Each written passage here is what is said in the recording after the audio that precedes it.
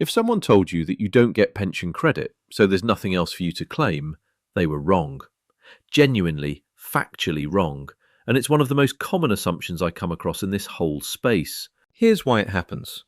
Pension credit gets talked about so often as the gateway to everything else that people quietly start to believe it's the only door in the building.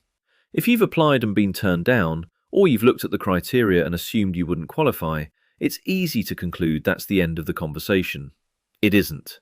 Not even close. Today, I'm going through real financial support that has absolutely nothing to do with whether you get pension credit. Some of it depends on your health. Some of it depends on your housing situation. One of them depends on whether you're caring for somebody else. None of it requires you to already be receiving pension credit, and in some cases, none of it even looks at your income or savings at all. If you've ever been told, by a form, a phone call, or just an assumption you made yourself, that you don't qualify for extra support because you're not on pension credit, I want you to actually listen to the next few minutes properly, because there's a real chance one of these applies to you right now. Before I get into the first one, hit like on this video. It helps this reach other pensioners who've been told the same wrong thing you might have been told. Right, let's get into what you're actually entitled to. Let's start with the one that surprises people the most, because it's the benefit most often confused with something means-tested when it genuinely isn't. Attendance allowance has nothing to do with your income, nothing to do with your savings, nothing to do with whether you've got a pension pot sitting behind you or not a penny put away.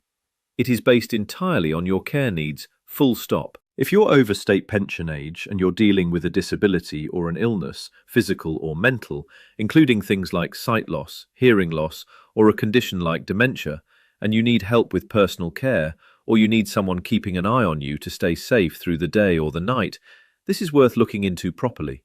It doesn't matter what the condition is specifically, it matters how it actually affects your daily life, because two people with exactly the same diagnosis can end up with completely different outcomes here, depending on how much support they genuinely need day to day. And here's the part that really matters for anyone who's assumed pension credit is a closed door for them.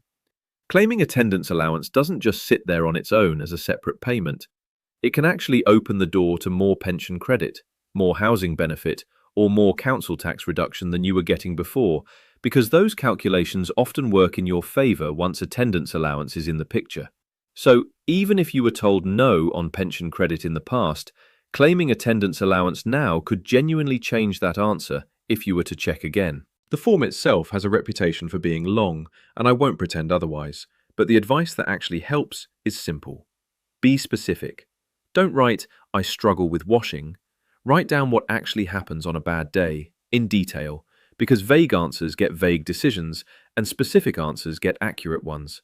If you want support filling it in, your local Age UK can genuinely help you through it, and it costs nothing to ask. Now, let's move to something that trips people up constantly, because the name makes it sound like it must be connected to pension credit, and it isn't, not directly.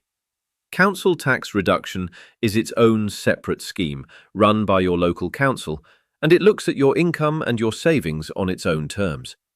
If you're over state pension age and your savings are under £16,000, you can be assessed for council tax reduction regardless of whether pension credit ever enters the conversation.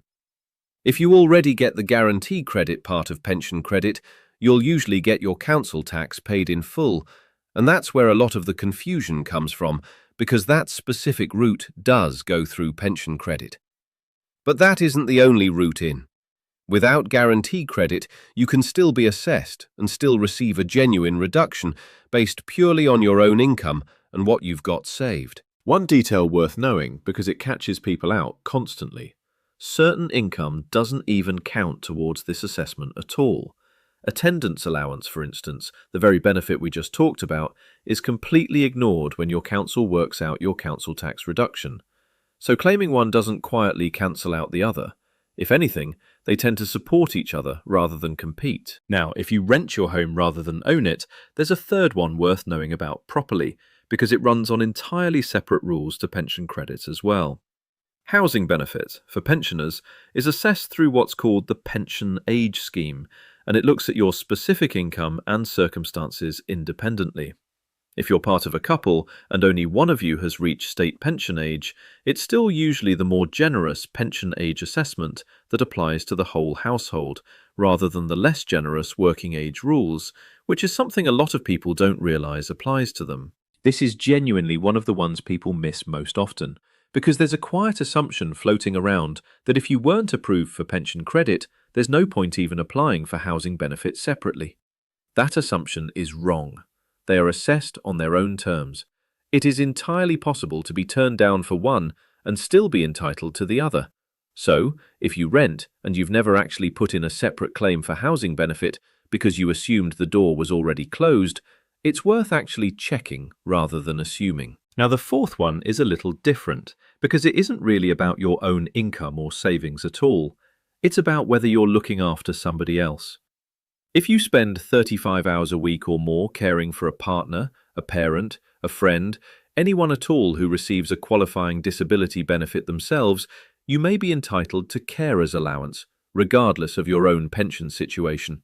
Now, there is an earnings limit if you're doing paid work alongside caring, so it isn't unlimited, but plenty of pensioners are providing exactly this kind of full-time, unpaid care for a partner or a family member, and have simply never looked into it, because caring for someone you love doesn't always feel like something you'd put a benefit claim in for. It's worth doing anyway. The time and the toll are real, whether or not it currently comes with any financial recognition attached to it. And the fifth one is worth knowing precisely because so many people assume it only applies through pension credit, where there's actually a second, broader route into it that has nothing to do with pension credit at all. The Warm Home Discount gives you money off your electricity bill over the winter, and if you're getting the guarantee credit part of pension credit, you're usually included automatically through what's called the core group, no application needed. But there's also a broader group run separately by individual energy suppliers based on low income and high energy costs that doesn't go through pension credit at all.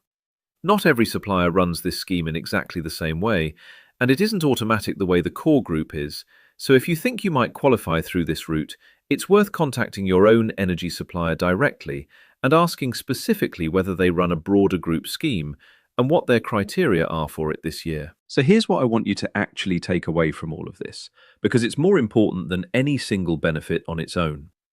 Pension credit is not a locked door with nothing else behind it. Attendance allowance is based on your care needs, not your income. Full stop. Council tax reduction runs on its own separate income and savings assessment.